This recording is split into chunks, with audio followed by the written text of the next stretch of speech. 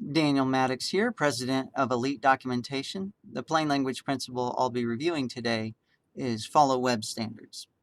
Now, not all content will be made available online, but what are the standards that we need to follow if we're going to be creating content that will find its way to the web? Well, first, speed is critical, and most of the components of this guideline pertain to that. Speed kills. It's one thing if you're writing a manual for an employee at a particular company, and this manual will be the place that they go for information about a particular piece of machinery or proprietary company processes. But online, there's competition. So how do you make sure your content, your site, wins that competition?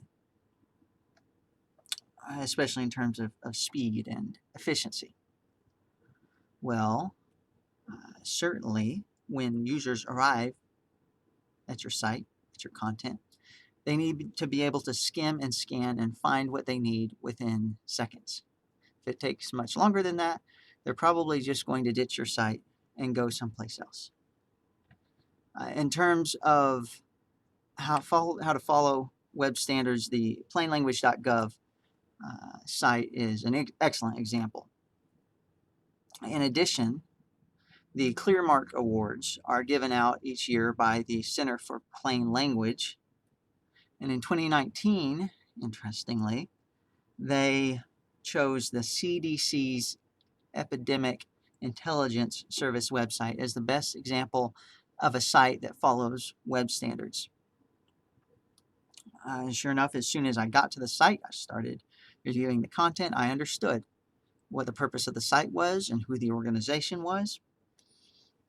And it's also interesting that a CDC website that is somewhat concerned with epidemics is not deluged with COVID-19 information, which in this case is very good because it's staying true to its purpose as a site, which is to communicate information about this program, not information about COVID-19.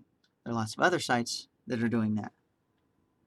So if you want to find research into how to best write for the web and understand that better, the best place to go is nngroup.com.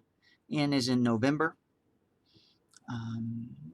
So if do you have questions about how to make sure your content is suited for the web, or would you just like to continue the conversation? If so, email me or visit our website.